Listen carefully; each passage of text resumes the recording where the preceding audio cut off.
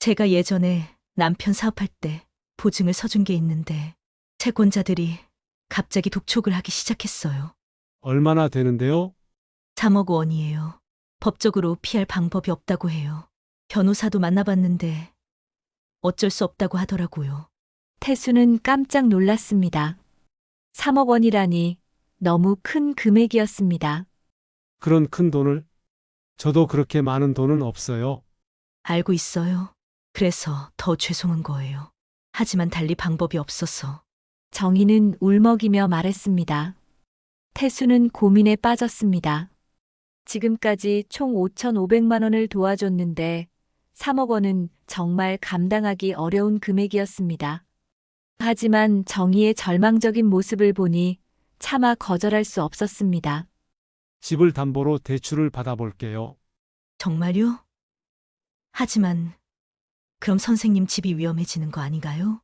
괜찮아요. 어떻게든 방법을 찾아볼게요. 태수는 자신의 집을 담보로 4억 원을 대출받았습니다. 그중 3억 원을 정희에게 주고 나머지 1억 원은 만약의 사태를 대비해 따로 보관했습니다. 고마워요, 선생님. 정말 고마워요. 이제 좀 안심이 돼요. 정희는 고마워했지만 그 후로 연락은 더욱 뜸해졌습니다. 만나자고 해도 바쁘다는 핑계로 계속 미뤘습니다. 오늘의 이야기는 요양원에서 만난 60대 연인에게 속아 10억 원을 보낸 74살 정태수 할아버지의 복수극 이야기입니다. 노인들을 대상으로 한 연애빙자 금전 사기는 점점 더 교묘해지고 있습니다. 달콤한 말과 따뜻한 관심 뒤에 숨겨진 의도를 반드시 의심하시고 큰돈이 오가는 상황에서는 가족이나 믿을 수 있는 지인과 반드시 상의하시길 바랍니다. 사연 시작하겠습니다. 서늘한 가을바람이 불어오는 오후 경기도 외곽의 조용한 주택가를 천천히 걷는 한 남자가 있었습니다. 정태수, 올해 73살입니다. 깔끔하게 다림질된 회색 재킷을 입고 손에는 작은 검은색 가방을 들고 있었습니다. 가방 안에는 몇 권의 책과 장기판, 그리고 읽기용 안경이 정성스럽게 정리되어 있었습니다. 이 동네는 아직 재개발의 손길이 닿지 않아 오래된 모습을 그대로 간직하고 있었습니다. 낡은 슬레이트 지붕과 빨간 벽돌담, 골목 사이로 자라난 감나무들이 세월의 흔적을 말해주고 있었습니다. 태수는 이런 풍경을 좋아했습니다. 급변하는 세상 속에서도 변하지 않는 것들이 주는 안정감 때문이었을까요? 오늘도 어김없이 나왔구나. 태수는 혼자 중얼거리며 발걸음을 재촉했습니다. 매주 화요일과 목요일, 일주일에 2번씩 근처 요양원에 봉사활동을 나가는 것이 벌써 3년째 이어지고 있었습니다. 처음에는 퇴직 후 늘어진 시간을 달래려는 마음이었지만 이제는 생활의 중심이 되어버렸습니다. 요양원 앞에 도착하자 익숙한 3층 건물이 눈에 들어왔습니다. 현관문을 열고 들어서니 소독약 냄새가 코끝을 스쳤습니다. 처음엔 낯설었던 냄새였지만 이제는 친근하게 느껴졌습니다. 로비에서 간병인들이 반갑게 인사를 건넸습니다. 선생님, 오늘도 오셨네요. 할머니, 할아버지들이 벌써 기다리고 계세요. 네, 고맙습니다. 오늘은 좀 재미있는 이야기를 준비해 왔어요. 태수는 환한 미소를 지으며 익숙한 계단을 올라갔습니다. 2층 넓은 거실에는 휠체어를 탄 할아버지들과 지팡이에 의지한 할머니들이 반원형으로 앉아 있었습니다. 모두들 태수를 보자 얼굴에 기쁨이 가득했습니다. 아, 선생님, 어서 오세요. 오늘은 뭘 읽어주실 건가요? 할머니, 오늘은 옛날 우리나라 이야기를 하나 준비해 왔어요. 재미있는 전래동화입니다. 태수는 의자에 앉아 책을 펼쳤습니다. 그의 목소리가 거실에 따뜻하게 퍼져나갔습니다. 35년간 교단에 서서 수많은 학생들을 가르쳤던 경험이 묻어나는 안정된 목소리였습니다. 노인들은 조용히 귀를 기울였고 어떤 할머니는 눈을 감고 옛 추억에 잠기기도 했습니다. 옛날 옛적의 한 마을에 착한 나무꾼이 살고 있었는데 태수의 이야기가 이어지자 거실은 고요해졌습니다. 간혹 밖에서 들려오는 자동차 소리 외에는 오직 태수의 목소리만이 공간을 채웠습니다. 이야기를 듣는 노인들의 표정은 마치 어린아이처럼 순수해 보였습니다. 책 읽기가 끝나고 나면 장기 시간이었습니다. 태수는 장기를 특히 잘 두었는데 이는 어려서부터 할아버지께 배운 덕분이었습니다. 요양원의 할아버지들과 한 판씩 두는 것은 그에게도 큰 즐거움이었습니다. 선생님, 오늘은 제가 꼭 이길 거예요. 어젯밤에 새로운 수를 연구해 봤거든요. 김할아버지가 장기판을 앞에 두고 자신만만하게 말했습니다. 태수는 웃으며 마주 앉았습니다. 그럼요, 할아버지. 저도 방심할 수 없겠네요. 장기알을 하나씩 놓으며 대화를 나누는 시간은 평화로웠습니다. 하지만 태수의 마음 한편에는 늘 허전함이 자리 잡고 있었습니다. 봉사활동을 마치고 집으로 돌아가면 조용한 거실이 기다리고 있을 것이고 저녁도 혼자 먹어야 합니다. 아내 순자가 세상을 떠난 지 벌써 5년이 흘렀습니다. 처음 몇 년은 정말 견디기 힘들었습니다.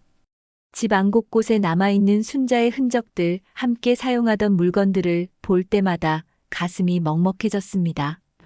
그래도 시간이 지나면서 조금씩 적응해 나가고 있다고 생각했는데 여전히 저녁 시간이 되면 외로움이 밀려왔습니다.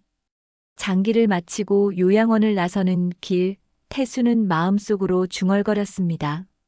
남은 생은 조용히 봉사하며 보내면 되지. 누굴 다시 만난다는 건 사치야. 하지만 이런 생각을 할 때마다 가슴 한구석이 쓸쓸해졌습니다. 정말로 혼자서 남은 인생을 보내야 하는 걸까? 가끔 이런 의문이 들기도 했지만 곧 고개를 저었습니다. 집으로 가는 버스 안에서 태수는 창밖 풍경을 바라보았습니다. 해가 서서히 지고 있었고 거리의 불빛들이 하나둘 켜지기 시작했습니다. 퇴근길 사람들의 바쁜 발걸음을 보면서 태수는 자신의 느긋한 일상을 되돌아보았습니다. 집 앞에 도착해서 대문을 열 때 태수는 잠시 멈춰서서 집을 바라보았습니다. 2층 작은 단독주택이었지만 순자와 함께 30년을 살아온 소중한 공간이었습니다. 현관문을 열고 들어서자 예상했던 대로 정막이 집안을 가득 채웠습니다. 거실 소파에는 아직도 순자가 즐겨 입던 연보라색 카디건이 그대로 걸려 있었습니다. 태수는 차마 치우지 못하고 있었습니다. 가끔 그 카디건을 보면서 순자와의 추억을 떠올리곤 했습니다. 함께 텔레비전을 보며 웃던 모습, 부엌에서 맛있는 냄새를 내며 요리하던 모습들이 선명하게 기억 속에 남아 있었습니다. 부엌에서 간단히 저녁을 준비했습니다. 김치찌개 하나면 충분했습니다. 혼자 먹는 밥상은 언제나 단조로웠습니다. 예전에는 순자가 이것저것 반찬을 많이 차려놓았는데 이제는 그럴 필요도 없었습니다. 식사를 마치고 설거지를 하면서 태수는 내일 요양원에서 읽어줄 책을 생각해 보았습니다. 노인분들이 좋아하시는 이야기로 골라야겠다고 마음먹었습니다. 이런 소소한 계획들이 그의 하루를 채워주었습니다. 저녁 9시가 되자 태수는 거실에서 뉴스를 보았습니다. 하지만 혼자 보는 텔레비전은 소리만 들릴 뿐이었습니다. 가끔 웃음소리가 나오는 프로그램이 나와도 혼자 웃는 것이 썰렁하게 느껴졌습니다. 밤이 깊어가자 태수는 침실로 들어갔습니다. 침대 옆 탁자에는 순자와 함께 찍은 사진이 놓여 있었습니다.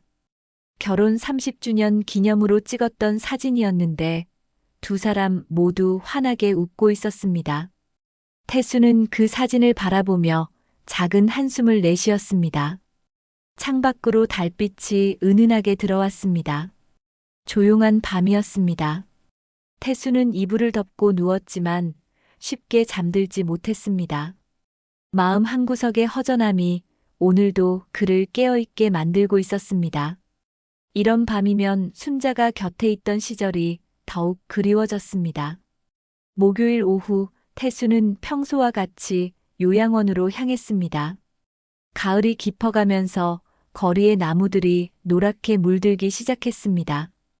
요양원에 도착해 2층 거실로 올라가니 오늘은 평소보다 조용했습니다. 몇몇 어르신들이 감기에 걸려 방에서 쉬고 있다고 했습니다. 선생님, 오늘은 사람이 좀 적네요. 그래도 기다리고 계신 분들이 계세요. 간병인의 안내를 받으며 태수는 거실로 들어갔습니다. 평소보다 한산한 분위기였지만 어르신들은 여전히 반갑게 맞아주었습니다. 태수는 의자에 앉아 오늘 준비해온 책을 펼쳤습니다. 오늘은 조금 다른 이야기를 준비했어요. 우리나라 옛날 사랑 이야기입니다. 책을 읽어주는 동안 태수는 문득 시선을 느꼈습니다. 고개를 돌려보니 거실 한쪽 창가에 앉아있는 여성이 눈에 들어왔습니다. 60대 초반으로 보이는 단정한 인상의 여성이었습니다. 회색빛 머리카락을 깔끔하게 묶고 손에는 뜨개질 바늘을 들고 있었습니다. 태수와 눈이 마주치자 여성은 부드러운 미소를 지었습니다. 그 미소에는 따뜻함과 동시에 어딘가 쓸쓸함이 섞여 있었습니다. 태수는 잠시 당황했지만 곧 미소로 화답했습니다. 오랜만에 느끼는 설렘 같은 감정이었습니다. 책 읽기를 마치고 장기 시간이 되었을 때 그 여성이 천천히 다가왔습니다. 걸음걸이가 조금 불편해 보였지만 품위가 있었습니다. 안녕하세요. 저는 윤정이라고 합니다. 선생님 목소리가 참 좋으시네요. 이야기를 들으니 마음이 편안해졌어요. 정희의 목소리는 부드럽고 차분했습니다. 태수는 일어나서 정중히 인사했습니다. 안녕하세요. 정태수입니다. 처음 뵙는 것 같은데 언제부터 여기 계셨나요? 며칠 전에 왔어요. 교통사고 후유증으로 잠시 요양 중이에요. 다리를 다쳐서 걷기가 좀 불편하거든요. 정희는 자연스럽게 자신의 상황을 설명했습니다. 태수는 안쓰러운 마음이 들었습니다. 아, 그러셨군요. 많이 아프셨겠어요. 지금은 좀 괜찮으신가요? 네, 많이 나아졌어요. 선생님처럼 좋은 분들이 와서 이야기도 들려주시니까 마음도 편해지고요. 정희의 말에는 진심이 담겨 있었습니다. 태수는 오랜만에 자신의 존재가 누군가에게 도움이 된다는 느낌을 받았습니다. 그렇게 말씀해 주시니 고맙네요. 저도 여기 오는 게 즐거워요. 두 사람은 자연스럽게 대화를 이어갔습니다. 정희는 태수의 이야기에 깊은 관심을 보였습니다. 교직 생활 이야기, 요양원 봉사를 시작하게 된 계기, 평소 관심사까지 모든 것에 따뜻하게 공감해 주었습니다. 선생님은 정말 훌륭한 분이세요. 35년 동안 아이들을 가르치셨다니 얼마나 많은 제자들이 선생님을 기억하고 있을까요? 그렇게 말씀해 주시니 쑥스럽네요. 저는 그냥 제 일을 했을 뿐인데요. 태수는 겸손하게 대답했지만 마음속으로는 기뻤습니다. 오랜만에 누군가가 자신의 과거를 이렇게 진심으로 들어주니까 말입니다. 아니에요. 요즘 같은 세상에서 그런 마음으로 아이들을 가르치신 분이 얼마나 될까요? 그리고 지금도 이렇게 어르신들을 위해 봉사하시잖아요.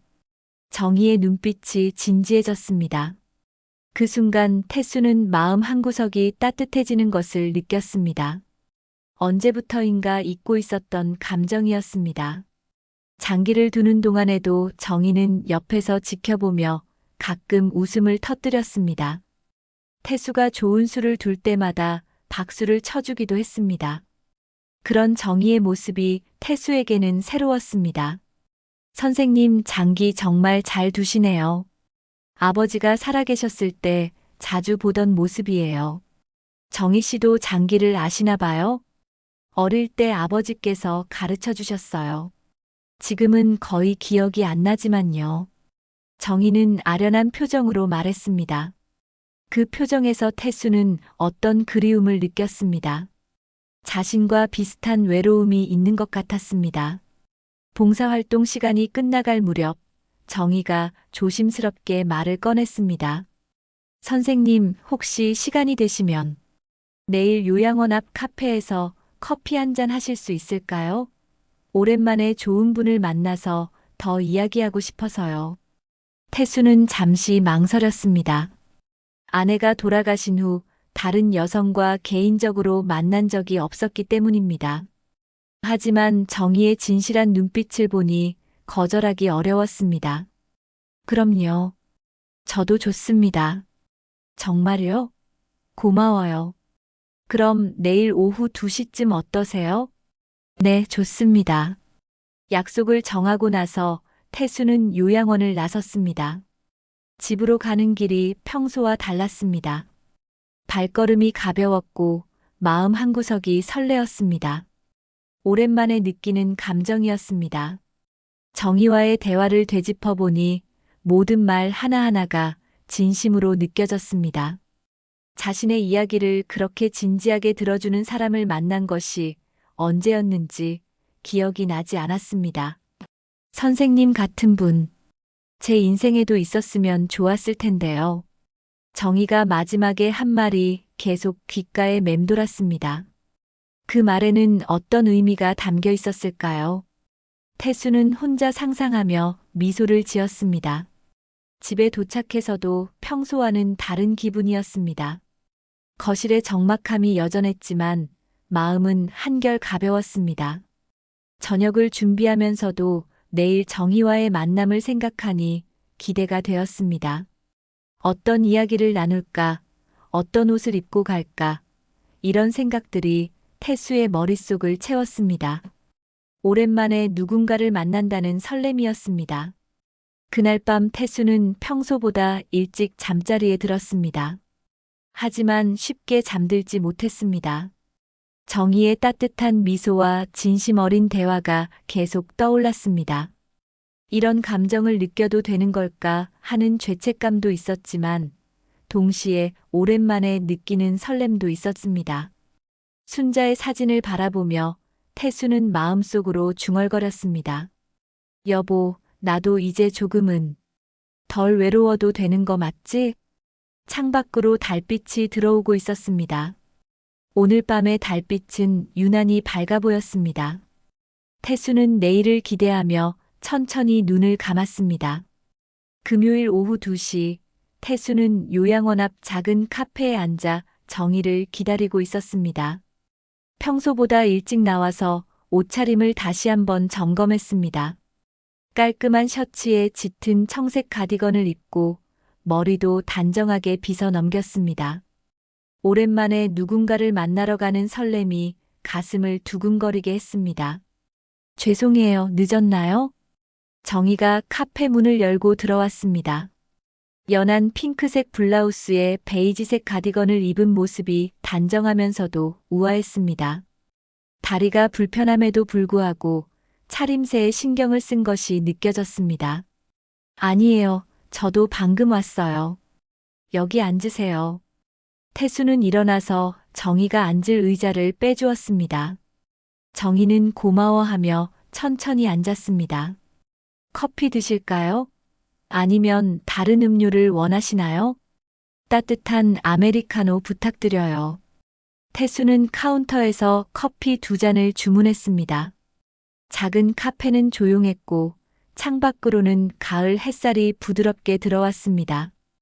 두 사람만의 공간 같은 느낌이었습니다. 어제 선생님 이야기를 듣고 잠을 못 잤어요. 정말 멋진 인생을 사셨더라고요. 정희가 먼저 말을 꺼냈습니다. 태수는 쑥스러워하며 고개를 저었습니다.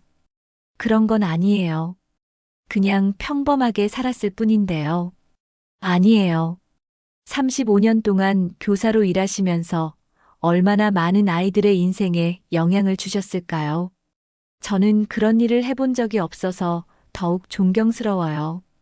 정희의 말에는 진심이 담겨 있었습니다. 태수는 오랜만에 자신의 과거가 인정받는 기분이었습니다. 정희 씨는 어떤 일을 하셨나요? 태수의 질문에 정희의 표정이 순간 어두워졌습니다. 커피잔을 두 손으로 감싸며 천천히 입을 열었습니다. 저는 결혼하고 나서는 남편 사업을 도우며 살았어요. 처음엔 괜찮았는데 몇 년 전부터 모든 게 어긋나기 시작했어요. 정희의 목소리가 떨렸습니다. 태수는 조심스럽게 물었습니다. 많이 힘드셨나 봐요.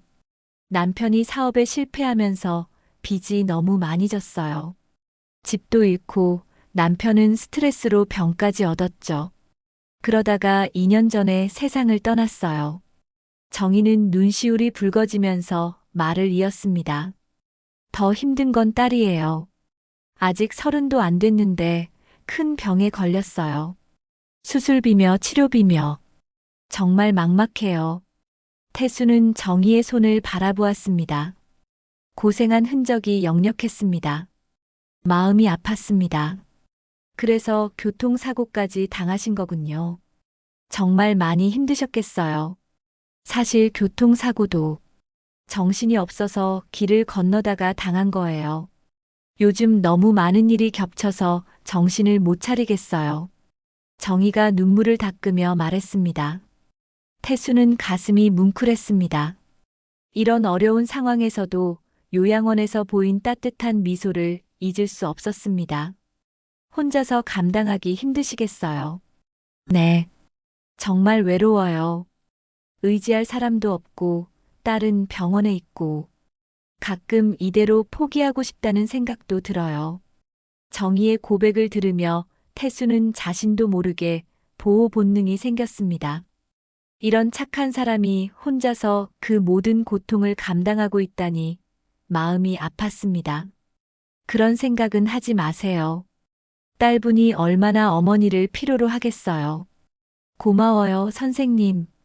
오랜만에 이렇게 진심으로 들어주는 분을 만났어요.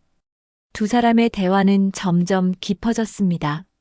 정희는 자신의 힘든 상황을 하나씩 털어놓았고 태수는 진심으로 위로해 주었습니다. 시간이 어떻게 흘렀는지 모를 정도였습니다. 선생님, 너무 오래 붙잡고 있었나요? 시간이 벌써 이렇게 됐네요. 시계를 보니 어느새 오후 5시가 넘어 있었습니다. 태수는 전혀 지루하지 않았습니다. 오히려 더 이야기하고 싶었습니다. 아니에요. 저도 즐거웠어요. 오랜만에 이렇게 좋은 시간을 보냈네요. 정말요? 그럼 다음에 또 만날 수 있을까요? 정희의 기대 어린 눈빛에 태수는 주저없이 대답했습니다. 물론이죠. 언제든지 좋아요. 카페를 나서면서 태수는 정희의 걸음이 불편한 것을 보고 팔을 내밀었습니다. 제가 부축해 드릴게요. 고마워요. 아직 다리가 완전히 낫지 않아서요. 요양원까지 가는 길 두 사람은 계속 대화를 나누었습니다. 정희는 태수의 배려에 감사해했고 태수는 점점 정희에게 마음이 끌렸습니다. 선생님, 오늘 정말 고마웠어요. 오랜만에 마음이 편해졌어요. 저야말로 고마워요. 다음에는 제가 더 좋은 곳으로 모셔갈게요. 기대할게요. 정희와 헤어진 후 집으로 가는 길, 태수의 마음은 복잡했습니다. 오랜만에 느끼는 설렘과 동시에 정희의 힘든 상황에 대한 안타까움이 교차했습니다. 내가 도와줄 수 있는 게 뭐가 있을까? 태수는 진지하게 생각했습니다. 정희의 눈물 어린 모습이 계속 머릿속에 맴돌았습니다. 그런 어려운 상황에서도 다른 사람을 배려할 줄 아는 정희의 마음씨가 더욱 소중하게 느껴졌습니다. 집에 도착해서 저녁을 준비하면서도 태수의 머릿속은 온통 정희 생각뿐이었습니다. 오늘처럼 누군가와 진심으로 대화를 나눈 것이 언제였는지 기억이 나지 않았습니다. 그날 밤 태수는 책상 앞에 앉았습니다. 서랍을 열어 통장을 꺼내보았습니다. 교직 생활 35년 동안 모아둔 돈과 아내가 남긴 보험금까지 합쳐서 제법 목돈이 있었습니다. 정희 씨가 그렇게 힘들어하는데 조금이라도 도움이 될 수 있다면 태수는 처음으로 자신의 돈을 다른 사람을 위해 쓸 생각을 했습니다. 순자가 살아있을 때도 이런 마음이 든 적은 없었습니다. 정희에게만 특별한 감정을 느끼고 있는 자신이 신기했습니다. 다음 날 토요일, 태수는 정희에게 전화를 걸었습니다. 안녕하세요, 정희 씨. 혹시 시간 되시면 공원에서 산책이라도 할까요? 정말요? 좋아요. 요양원이 답답해서 나가고 싶었거든요. 태수와 정희는 근처 공원에서 만났습니다. 가을 공원은 단풍으로 물들어 아름다웠습니다. 두 사람은 천천히 걸으면서 어제보다 더 편안하게 대화를 나누었습니다. 선생님 덕분에 마음이 많이 가벼워졌어요. 혼자서는 이겨낼 수 없을 것 같았는데. 그런 말씀 마세요. 제가 특별히 한 게 없는데요. 아니에요. 선생님이 진심으로 들어주시는 것만으로도 큰 힘이 돼요. 공원 벤치에 앉아 대화를 나누다가 태수는 용기를 내어 말했습니다. 정희 씨, 제가 조금이나마 도움이 될 수 있다면. 태수는 주머니에서 봉투를 꺼냈습니다. 현금 500만 원이 들어 있었습니다. 이게 뭐예요? 생활비라도 조금 보태시라고. 저도 혼자 살면서 쓸 일이 별로 없어서요. 정희는 깜짝 놀라며 손을 저었습니다. 안 돼요. 이럴 순 없어요. 처음 만난 분한테 어떻게 이런 걸 받을 수 있어요. 제발 받으세요. 정희 씨 힘든 상황 들으니까 제가 더 마음이 아파요. 조금이라도 도움이 되고 싶어요. 태수의 간절한 부탁에 정희는 눈물을 흘리며 결국 받았습니다. 고마워요. 정말 고마워요. 이런 분을 만날 줄 몰랐어요. 그날 이후로 태수와 정희는 자주 만났습니다. 공원 산책, 커피 한 잔, 시장 구경까지 소소한 일상을 함께 했습니다. 태수는 오랜만에 집에 돌아오는 길이 가벼웠습니다. 태수와 정희가 알게 된 지 한 달이 지났습니다. 두 사람은 일주일에 서너 번씩 만나며 가까워졌습니다. 태수는 요양원 봉사 외에도 정희와 보내는 시간이 기다려졌고 집으로 돌아가는 발걸음도 한결 가벼워졌습니다. 오랜만에 누군가를 생각하며 하루하루를 보내는 즐거움을 알게 되었습니다. 어느 목요일 오후 태수는 정희와 함께 요양원 근처 찻집에 앉아 있었습니다. 정희의 표정이 평소와 달리 어두워 보였습니다. 무슨 일 있으세요? 오늘 유난히 기운이 없어 보이는데요. 태수의 물음에 정희는 한숨을 깊게 내쉬었습니다. 사실 딸 병원에서 연락이 왔어요. 수술을 해야 한다고 하는데 비용이. 정희는 말을 잇지 못하고 눈물을 글썽였습니다. 태수는 마음이 아팠습니다. 얼마나 드는데요? 3천만 원이라고 해요. 큰 수술이라서 그런지 비용이 너무 많이 들어요.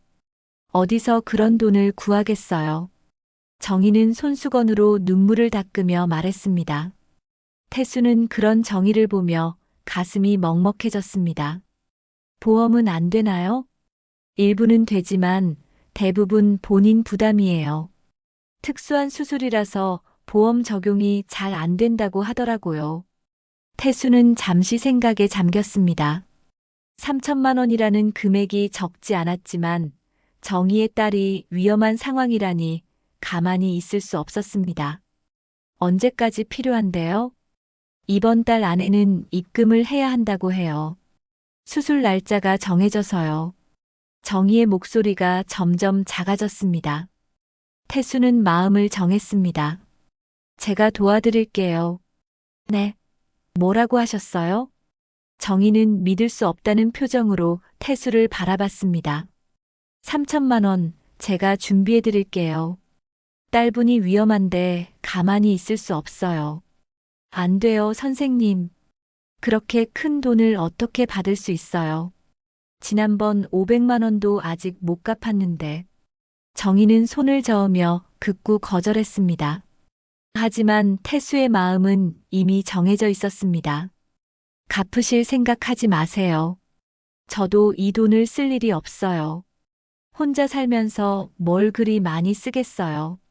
하지만 정희 씨, 제발 받으세요. 딸분이 아프신데 돈 때문에 수술을 못 받는다면 제가 더 마음 아파요. 태수의 간절한 부탁에 정희는 결국 고개를 끄덕였습니다. 눈물을 흘리며 태수의 손을 꼭 잡았습니다. 고마워요. 정말 고마워요. 어떻게 이런 은혜를 갚아야 할지. 그런 말씀 마세요. 딸분이 빨리 나으시는 게 제일 중요해요. 이틀 후 태수는 은행에 가서 3천만 원을 찾아 정희에게 건넸습니다. 정희는 받으면서도 계속 눈물을 흘렸습니다. 선생님 같은 분을 만난 게 제 인생 최고의 행운인 것 같아요. 저야말로 정희 씨를 만나서 행복해요. 혼자 지내던 제 삶에 활력이 생겼거든요. 그날 이후 태수와 정희의 관계는 더욱 가까워졌습니다.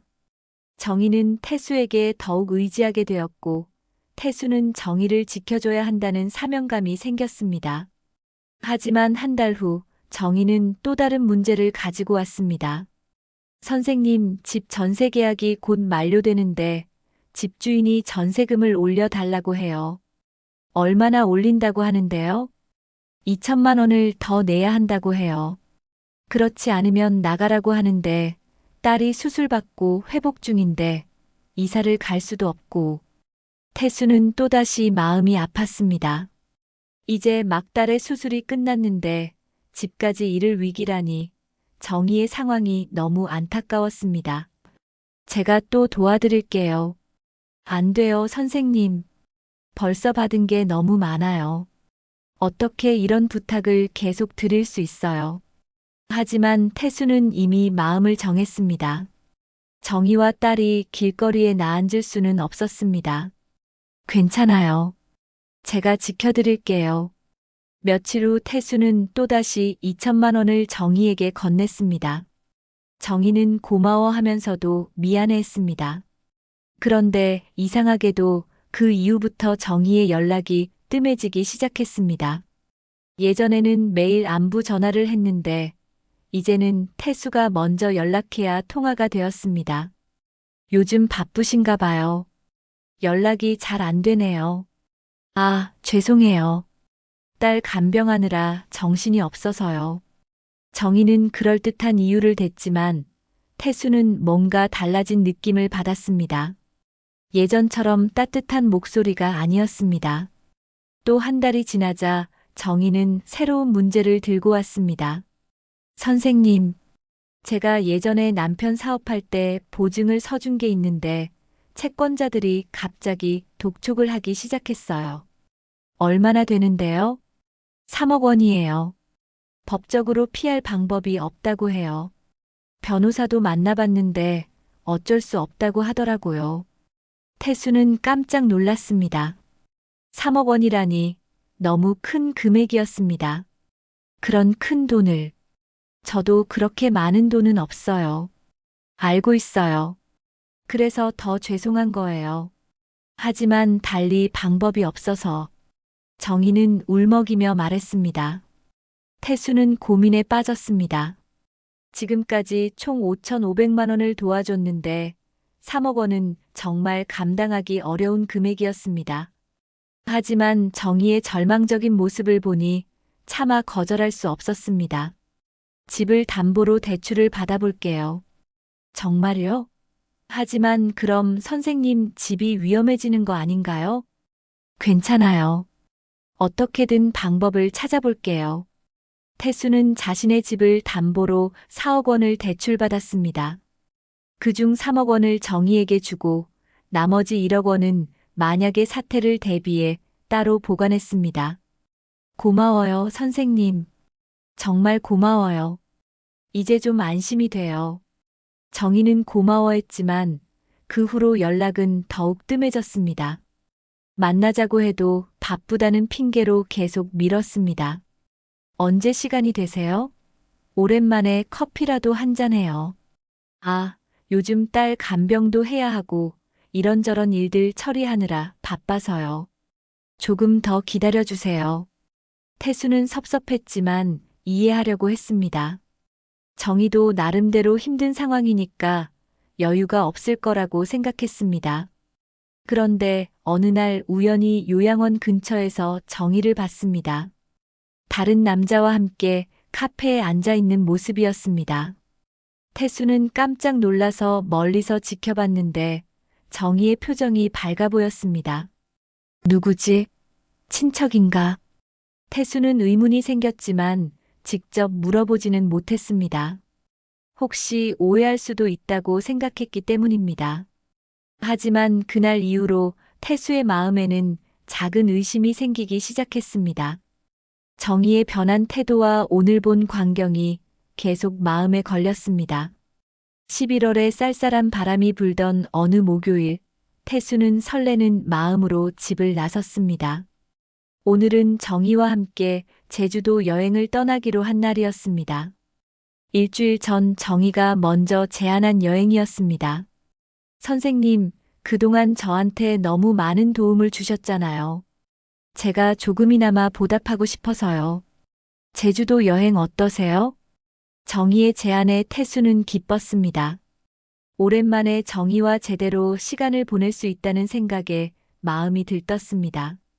최근 들어 정희가 바쁘다며 만나기 어려워했는데 이번 여행으로 예전처럼 가까워질 수 있을 거라고 기대했습니다. 태수는 평소보다 일찍 일어나서 여행 준비를 마쳤습니다. 작은 여행 가방에 옷가지와 세면도구를 챙기고 정희가 좋아할 만한 선물도 하나 준비했습니다. 공항에서 만나기로 한 시간은 오전 9시였습니다. 김포공항에 도착한 태수는 약속 장소인 출발 게이트 앞에서 정희를 기다렸습니다. 시간이 되어도 정희는 나타나지 않았습니다. 태수는 휴대폰을 꺼내 정희에게 전화를 걸었습니다. 여보세요? 정희 씨? 저 공항에 와 있는데 어디 계세요? 하지만 전화는 꺼져 있다는 안내 멘트만 흘러나왔습니다. 태수는 당황했습니다. 정희가 늦는 일은 거의 없었는데 게다가 전화까지 꺼져 있다니 이상했습니다. 1시간을 더 기다려봤지만 정희는 나타나지 않았습니다. 항공편 시간이 다가오자 태수는 걱정이 되기 시작했습니다. 무슨 일이 생긴 건 아닐까? 혹시 딸이 갑자기 아프거나.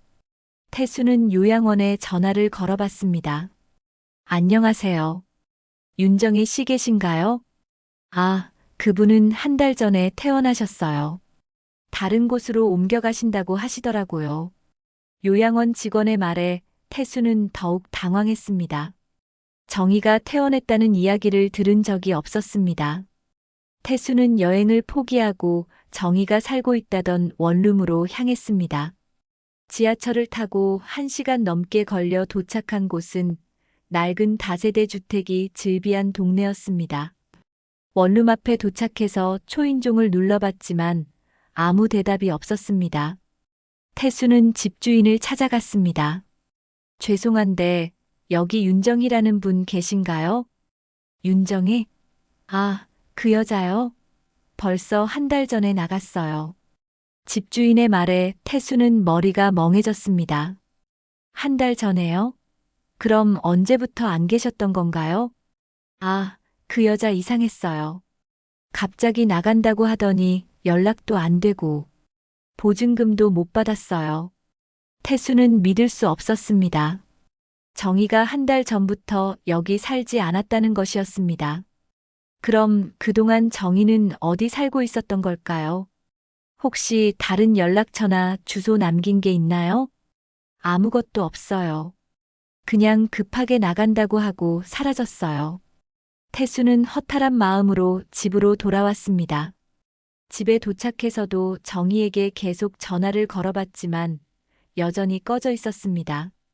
무슨 일이 생긴 걸까? 혹시 사고라도 당한 건 아닐까? 태수는 밤새 잠을 이루지 못했습니다. 정희에게 무슨 일이 생겼을지 걱정이 되었습니다. 다음 날 아침 태수는 경찰서를 찾았습니다.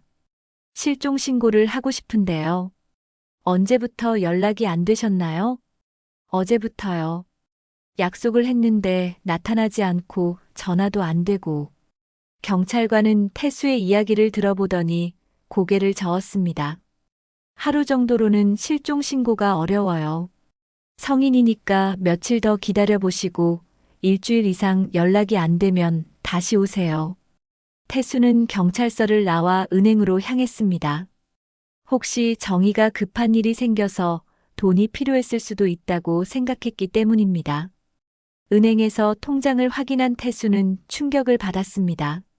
지난 몇 달 동안 정희에게 건넨 돈들이 모두 인출되어 있었는데 인출 날짜들을 보니 이상한 점이 있었습니다. 딸 수술비로 준 3천만 원이 병원이 아니라 현금으로 인출되어 있네. 그리고 전세금으로 준 2억 원도 부동산이 아니라 현금으로. 태수는 뭔가 잘못되었다는 느낌이 들었습니다. 수술비라면 병원으로 직접 송금해야 하는데 현금으로 인출했다는 것이 이상했습니다. 설마. 아니야. 정희 씨가 그런 사람일 리 없어. 태수는 자신의 의심을 지우려고 했습니다. 하지만 마음 한구석의 불안감은 계속 커져갔습니다. 일주일이 지나도 정희로부터 아무 연락이 없었습니다. 태수는 다시 경찰서를 찾았습니다. 일주일째 연락이 안 되는데 실종 신고할 수 있나요? 경찰관은 태수의 이야기를 자세히 들어본 후 심각한 표정을 지었습니다. 혹시 금전 거래가 있으셨나요? 네. 좀 있었어요. 얼마 정도요? 총 10억 원 정도 됩니다. 경찰관의 눈이 커졌습니다. 10억 원이요? 어떤 명목으로요? 태수는 지금까지의 일들을 자세히 설명했습니다. 딸의 수술비, 전세금, 보증 채무까지 모든 것을 말했습니다.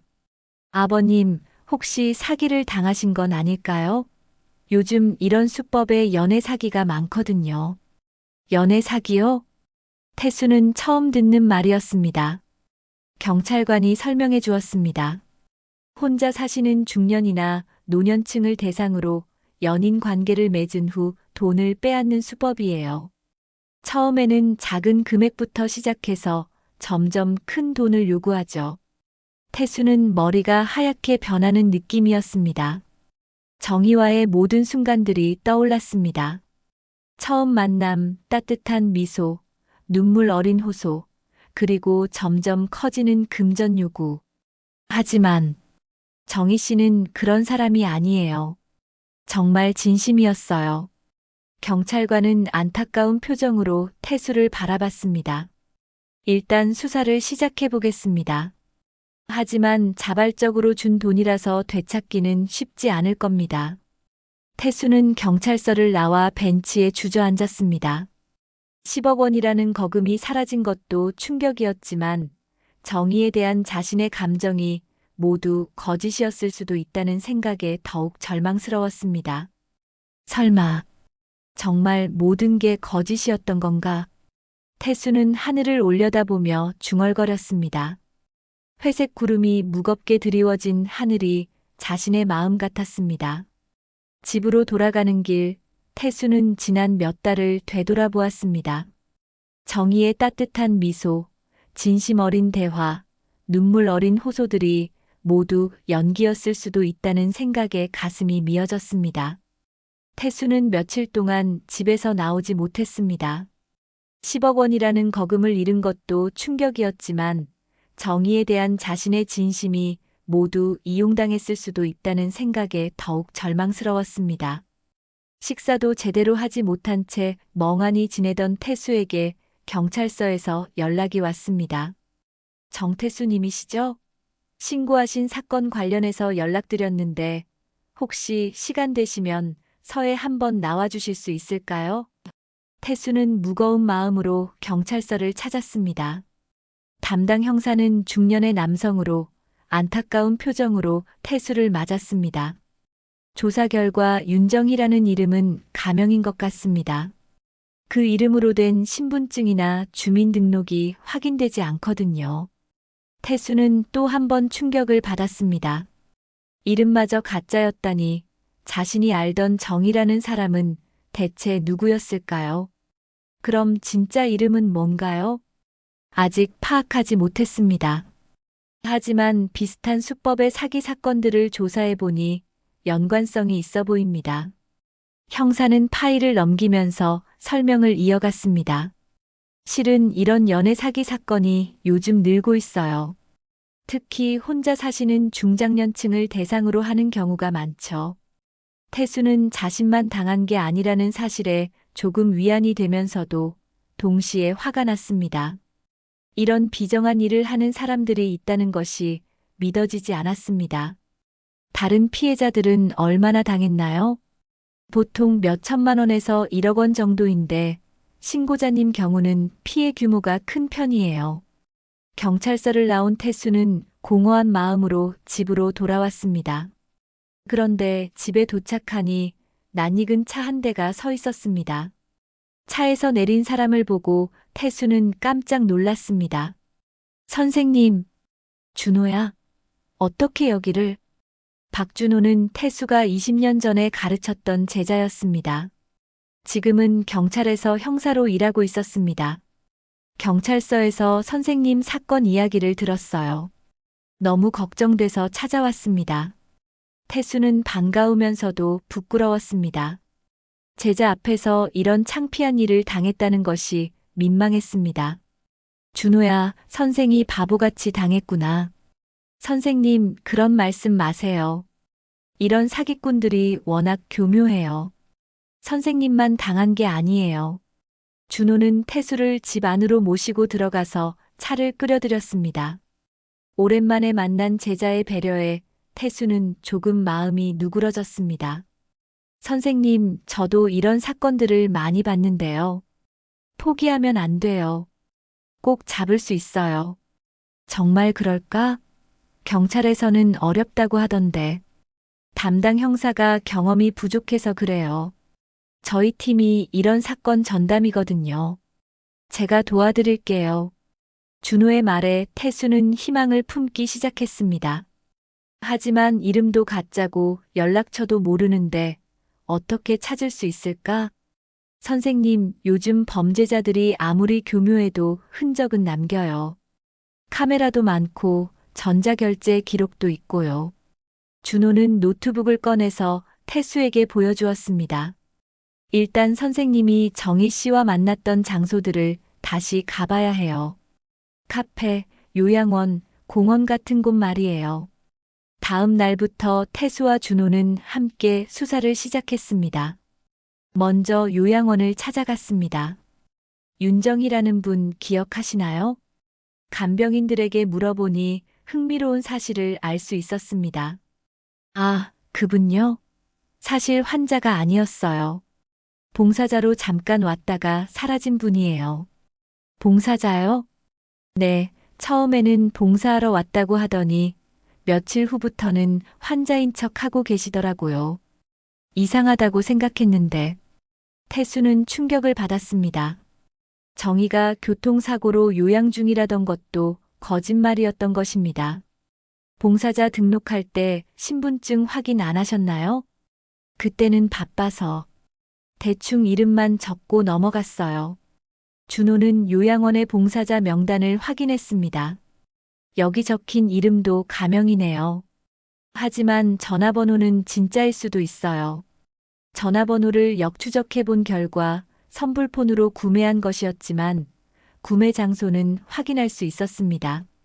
선생님, 이 근처 휴대폰 가게들을 다 돌아봅시다. 세 번째 가게에서 실마리를 찾았습니다. 아, 이 여자요? 기억나요. 한 달 전쯤에 선불폰 사갔어요. 가게 사장이 정희의 사진을 보고 기억해냈습니다. 혹시 신분증 복사한 게 있나요? 있죠. 여기 있어요.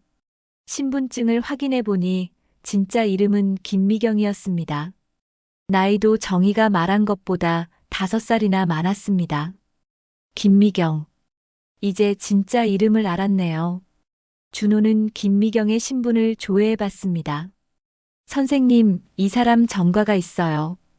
5년 전에도 비슷한 사기로 실형을 받았네요. 태수는 분노가 치밀었습니다. 전과가 있는 사기범이 자신을 속인 것이었습니다. 그런데 왜 처벌받지 않았나요? 피해자들이 대부분 신고를 안 하거나 합의해서 끝났어요. 부끄러워서 신고 안 하는 경우가 많거든요. 준호는 김미경의 과거 행적을 더 조사했습니다. 이 사람 전국을 돌아다니면서 같은 수법을 쓰고 있어요. 부산, 대구, 광주. 피해자가 엄청 많을 것 같은데요. 며칠 후 준호는 중요한 정보를 가지고 왔습니다. 선생님, 김미경이 현재 대전에서 활동하고 있는 것 같아요. 새로운 피해자를 물색하고 있다고 해요. 그럼 잡을 수 있는 건가요? 네, 하지만 조심스럽게 접근해야 해요. 눈치채면 또 도망갈 수 있거든요. 태수는 마음을 정했습니다. 10억을 통째로 뜯어가. 이번엔 그냥 안 놔둔다. 준호는 작전을 세웠습니다. 선생님이 미끼가 되셔야 해요. 70대 사업가 행세를 하면서 김미경을 유인하는 거죠. 내가 미끼가 된다고요? 네, 김미경은 돈이 많은 노인들을 찾아다니거든요. 선생님이 부유한 사업가인 척 하시면 분명 접근할 거예요. 태수는 두려웠지만 동시에 김미경을 꼭 잡고 싶었습니다. 좋아요. 해봅시다. 하지만 위험할 수 있어요. 혹시 폭력을 쓸 수도 있거든요. 괜찮아요. 제가 이번엔 당하지 않을 거예요. 준호는 태수에게 몰래 카메라와 녹음기를 주었습니다. 이걸 착용하시고 만나세요. 증거를 확보해야 해요. 태수는 대전의 고급 호텔에 투숙하면서 부유한 사업가 행세를 시작했습니다. 김미경이 자주 나타난다는 문화센터와 카페 주변을 돌아다니며 그녀를 기다렸습니다. 3일째 되는 날 드디어 김미경을 발견했습니다. 다른 노인과 대화를 나누고 있는 모습이었습니다. 저 사람이 김미경이군. 태수는 준비된 각본대로 행동했습니다. 김미경 앞에서 일부러 비싼 시계를 보여주고 큰 소리로 사업 이야기를 했습니다. 과연 김미경이 관심을 보이기 시작했습니다. 태수를 힐끔힐끔 보더니 기회를 엿보고 있는 것 같았습니다. 이제 시작이군. 태수는 마음속으로 중얼거리며 김미경과의 최종 대결을 준비했습니다. 대전의 고급 호텔에 머물며 며칠을 기다린 태수에게 드디어 기회가 왔습니다. 문화센터 로비에서 신문을 읽고 있던 태수 앞으로 김미경이 다가왔습니다.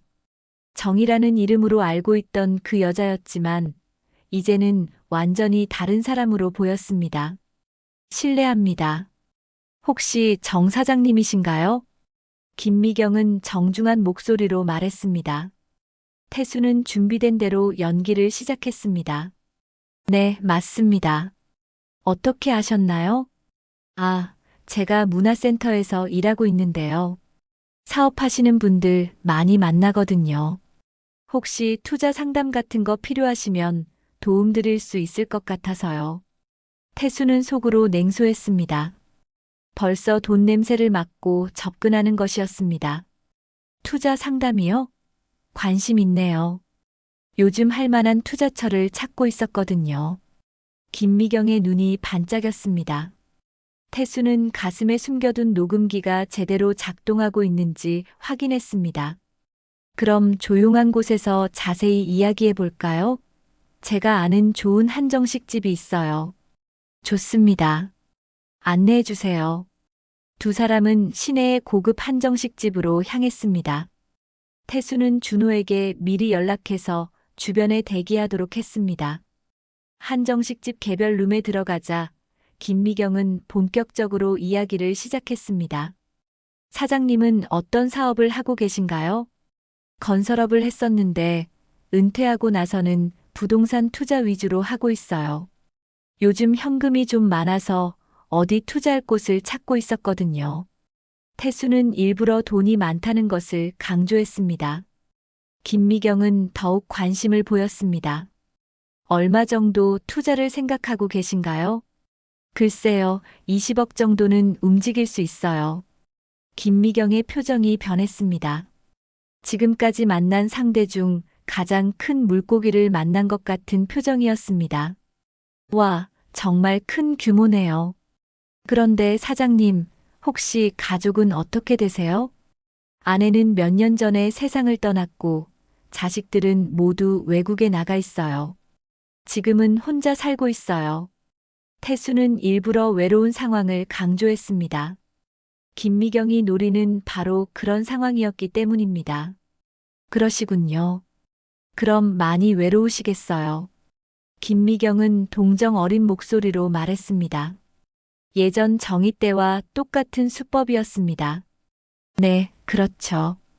돈이 많아도 혼자 있으면 무슨 소용인가 싶어요. 저도 비슷한 처지예요. 남편을 잃고 혼자 살고 있거든요. 김미경은 자연스럽게 자신의 사연을 늘어놓기 시작했습니다. 남편의 사업 실패, 딸의 병, 경제적 어려움 등 태수가 이미 들었던 그 이야기들이었습니다. 태수는 화가 치밀었지만 참았습니다. 증거를 확보하는 것이 중요했습니다. 그런 어려운 상황에서도 이렇게 밝게 사시는 게 대단해요. 살아야죠. 딸도 있고. 그런데 솔직히 말씀드리면 지금 정말 어려운 상황이에요. 김미경은 눈물을 글썽이며 말했습니다. 연기력이 상당했습니다. 어떤 어려움이 있으신가요? 딸이 큰 수술을 받아야 하는데 돈이 부족해서요. 5천만 원 정도 필요한데 벌써 돈 이야기가 나오기 시작했습니다. 태수는 속으로 비웃으면서도 연기를 계속했습니다. 5천만 원이요? 그 정도야 뭐. 정말요? 하지만 처음 만난 분한테 어떻게 그런 부탁을. 괜찮아요. 어려운 일 있으면 서로 도와야죠. 김미경은 기뻐하며 태수의 손을 잡았습니다. 그 순간 태수는 역겨움을 느꼈습니다. 하지만 조건이 있어요. 태수의 말에 김미경이 긴장했습니다. 무슨 조건인가요? 솔직하게 말씀해 주세요. 당신의 진짜 이름이 뭔가요? 김미경의 얼굴이 순간 굳었습니다. 무슨 말씀이세요? 제 이름은 윤정이라고 했잖아요. 아니에요. 당신 진짜 이름은 김미경이죠. 태수가 김미경의 진짜 이름을 말하자 김미경의 표정이 완전히 변했습니다. 어떻게? 그리고 5년 전에도 같은 수법으로 사기를 쳤죠. 부산에서, 대구에서, 광주에서. 김미경은 일어나려고 했지만 태수가 먼저 말했습니다. 앉으세요. 아직 할 말이 많아요. 당신 누구예요? 저는 정태수입니다. 몇 달 전에 당신이 10억 원을 가져간 바로 그 사람이에요. 김미경의 얼굴이 하얗게 질렸습니다. 뭔 소리예요? 저는 그런 사람 모르는데. 이번에도 사랑이라고 속일 거야? 태수는 주머니에서 사진을 꺼냈습니다. 김미경이 요양원에서 정의로 활동할 때 찍은 사진이었습니다. 이 사진 보세요. 당신이 윤정이라고 속이면서 저를 속였을 때의 모습이에요. 김미경은 더 이상 부인할 수 없었습니다. 하지만 여전히 잡아떼려고 했습니다. 그때는 정말 어려운 상황이었어요. 딸이 정말 아팠고. 거짓말 그만하세요. 딸도 없고 남편도 없고 모든 게 거짓말이었잖아요. 태수는 휴대폰을 꺼내서 동영상을 재생했습니다. 김미경이 다른 피해자로부터 돈을 받는 장면이었습니다. 이것도 보세요. 당신이 다른 할아버지한테서 돈 받는 모습이에요. 김미경은 완전히 당황했습니다. 어떻게 이런 걸. 그리고 이것도 들어보세요. 태수는 또 다른 녹음을 재생했습니다. 김미경이 다른 피해자에게 똑같은 사연을 늘어놓는 음성이었습니다. 똑같은 거짓말을 몇 번이나 반복했네요. 남편 사업 실패, 딸의 병, 빚 독촉. 대본이라도 있는 거예요? 김미경은 더 이상 변명할 수 없었습니다. 그때 식당 문이 열리며 준호와 경찰들이 들어왔습니다. 김미경 씨 사기 혐의로 체포합니다. 경찰이 수갑을 꺼내자 김미경은 마지막 발악을 했습니다. 저는 억울해요. 저도 살려고 한 거라고요. 당신도 살려고 했다면서 다른 사람들은 어떻게 되든 상관없었나요? 태수는 분노를 참지 못하고 소리쳤습니다. 저는 어쩔 수 없었어요. 정말 돈이 필요했어요. 그래서 남의 마음을 가지고 장난친 거예요? 외로운 사람들의 마음을 이용해서? 김미경은 더 이상 할 말이 없었습니다. 경찰이 수갑을 채우자 김미경은 마지막으로 태수를 바라봤습니다. 미안해요. 정말 미안해요. 하지만 태수는 더 이상 그 말을 믿지 않았습니다. 사랑을 팔아넘기는 게 그게 사람 사는 길이냐? 태수의 마지막 말에 김미경은 고개를 떨구었습니다. 경찰이 김미경을 연행해가는 모습을 보며 태수는 복잡한 심정이었습니다. 분노와 안도감, 그리고 씁쓸함이 교차했습니다. 마침내 사기꾼을 잡았지만 잃었던 마음의 상처는 쉽게 아물지 않을 것 같았습니다. 준호가 태수의 어깨에 손을 올렸습니다. 선생님, 수고 많으셨어요. 이제 끝났어요.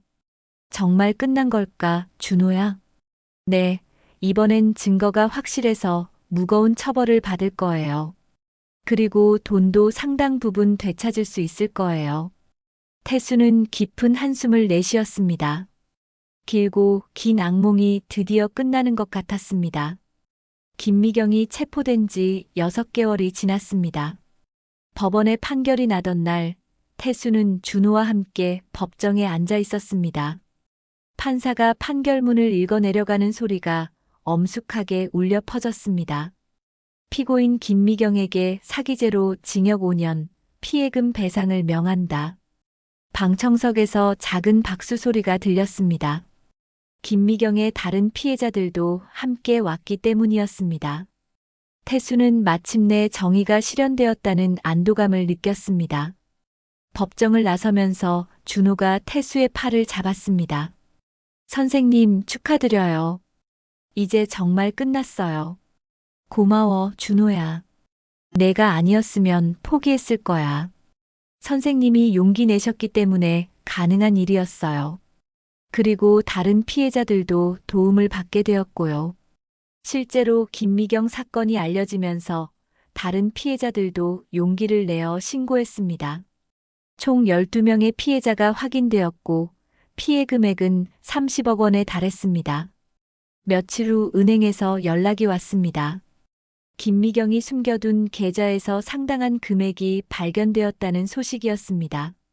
정태수님, 압류된 계좌에서 7억 원이 확인되었습니다. 피해 비율에 따라 배분하면 님께서는 약 6억 원을 돌려받으실 수 있습니다. 태수는 10억 원을 모두 되찾지는 못했지만 상당 부분을 회수할 수 있다는 사실에 만족했습니다. 무엇보다 김미경이 제대로 처벌받았다는 것이 중요했습니다. 돈을 되찾은 태수는 첫 번째로 요양원을 찾았습니다. 오랜만에 찾은 요양원은 그대로였습니다. 간병인들이 반갑게 맞아주었습니다. 선생님, 오랜만이에요. 어디 아프셨나 했어요. 아니에요. 좀 바빴을 뿐이에요. 태수는 요양원 원장을 만나 6천만 원을 기부했습니다. 이렇게 큰 돈을 어디서 나신 거예요? 그냥 좋은 일에 쓰라고 하늘에서 주신 것 같아요. 태수는 김미경에게서 되찾은 돈의 일부를 사회에 환원하고 싶었습니다. 자신과 같은 피해자가 더 이상 생기지 않기를 바라는 마음이었습니다.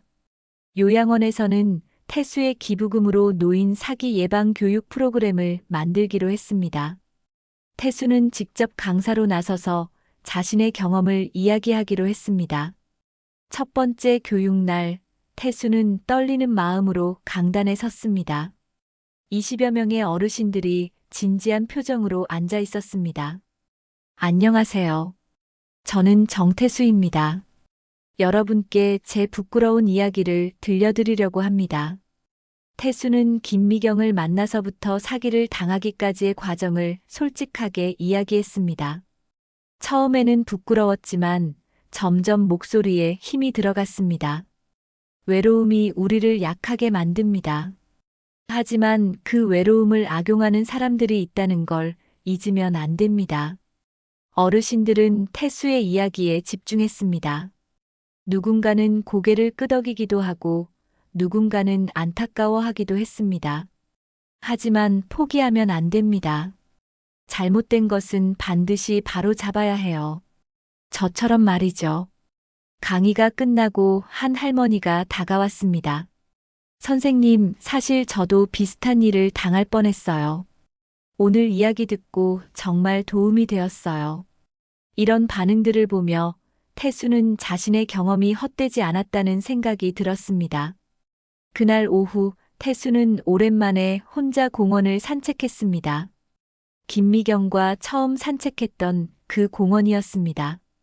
예전에는 그 추억 때문에 오기 싫었지만 이제는 담담하게 받아들일 수 있었습니다.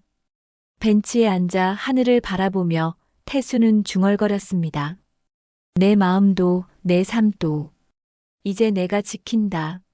지난 몇 달 동안 겪은 일들이 주마등처럼 스쳐갔습니다. 김미경에게 속았을 때의 분노와 절망, 진실을 알았을 때의 충격, 그리고 마침내 정의를 실현했을 때의 안도감까지. 모든 일이 끝나고 나서 태수는 자신이 많이 변했다는 것을 느꼈습니다. 예전보다 더 강해졌고 더 현명해졌습니다. 무엇보다 혼자 있는 것이 더 이상 두렵지 않았습니다. 다음 주 화요일 태수는 다시 요양원으로 봉사활동을 나갔습니다. 몇 달 만에 돌아온 거실은 여전히 따뜻했습니다. 선생님, 정말 오랜만이에요. 오늘은 뭘 읽어주실 건가요? 할머니들의 반가운 인사에 태수는 환하게 웃었습니다. 오늘은 희망에 관한 이야기를 준비했어요. 태수는 책을 펼치고 이야기를 시작했습니다. 그의 목소리는 예전보다 더 깊고 안정되어 있었습니다. 고통을 겪고 이겨낸 사람만이 가질 수 있는 깊이였습니다. 책 읽기가 끝나고 장기 시간이 되었습니다. 김할아버지가 반갑게 맞아주었습니다. 선생님, 어디 다녀오셨어요? 많이 달라 보이세요. 아주 먼 여행을 다녀왔어요. 여행이요? 네, 제 마음속으로 하는 여행이었어요. 태수는 장기를 두면서 마음이 편안했습니다. 더 이상 집에 혼자 돌아가는 것이 두렵지 않았습니다. 외로움도 이제는 친구 같은 존재가 되었습니다. 봉사활동을 마치고 요양원을 나서는 길, 새로운 봉사자 한 분이 태수에게 다가왔습니다. 안녕하세요. 저는 이번에 새로 온 박영숙이라고 해요. 60대 중반의 단정한 여성이었습니다. 태수는 자연스럽게 인사했습니다. 안녕하세요. 정태수입니다. 앞으로 잘 부탁드려요. 혹시 시간 되시면 커피 한 잔. 영숙의 말에 태수는 잠시 망설였습니다. 하지만 곧 웃으며 대답했습니다. 죄송해요. 저는 봉사 외에는 개인적인 만남을 갖지 않거든요. 영숙은 아쉬워했지만 태수의 결정을 존중했습니다. 알겠어요. 그럼 여기서 자주 뵐 수 있겠네요. 태수는 집으로 가는 길에 자신의 변화를 실감했습니다. 예전 같았으면 외로워서라도 만났을 텐데, 이제는 확실한 기준을 가지고 살 수 있게 되었습니다. 집에 도착해서 저녁을 준비하면서 태수는 만족스러웠습니다. 혼자 먹는 저녁이지만 더 이상 쓸쓸하지 않았습니다. 자신과의 시간을 소중히 여길 줄 알게 되었기 때문입니다. 그날 밤 태수는 일기를 썼습니다. 김미경 사건 이후 시작한 새로운 습관이었습니다. 오늘도 좋은 하루였다. 사람은 속을 수 있어도 마음까지 잃으면 안 되지. 나는 내 마음을 지켜냈다. 창밖으로 달빛이 들어왔습니다. 예전처럼 외로운 달빛이 아니라 평화로운 달빛이었습니다. 태수는 마음이 편안했습니다. 순자의 사진을 바라보며 태수는 마음속으로 말했습니다. 여보, 나 이제 혼자서도 잘 살 수 있어요. 누구에게도 의존하지 않고 속지도 않고 당당하게 살 거예요. 다음 날 아침, 태수는 상쾌한 기분으로 일어났습니다. 창문을 열자 따뜻한 봄바람이 들어왔습니다. 요양원에 가기 전에 공원을 산책하기로 했습니다. 공원에는 벚꽃이 피기 시작했습니다. 새로운 계절의 시작이었습니다. 태수는 벤치에 앉아 책을 읽었습니다. 혼자 있는 시간이 행복했습니다. 나이 든 남자 한 분이 다가와서 말을 걸었습니다. 혼자 계시네요. 외롭지 않으세요? 태수는 미소를 지으며 대답했습니다. 혼자 있는 것과 외로운 것은 다른 거예요. 저는 혼자 있지만 외롭지 않아요. 그 말에 상대방도 고개를 끄덕였습니다. 요양원으로 가는 길, 태수는 가벼운 발걸음으로 걸었습니다.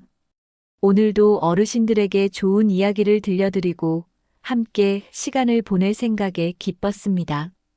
요양원에 도착하자 어르신들이 반갑게 맞아주었습니다. 태수는 오늘 준비한 책을 펼쳤습니다. 오늘은 새로운 시작에 관한 이야기를 들려드릴게요. 태수의 목소리가 거실에 따뜻하게 퍼져나갔습니다. 창밖으로는 맑은 하늘이 펼쳐져 있었습니다. 새로운 시작을 알리는 아름다운 하늘이었습니다. 오늘 이야기가 마음에 남으셨다면 구독과 좋아요로 함께 해주세요. 더 많은 이야기로 다시 찾아올게요. 구독과 좋아요는 큰 힘이 됩니다.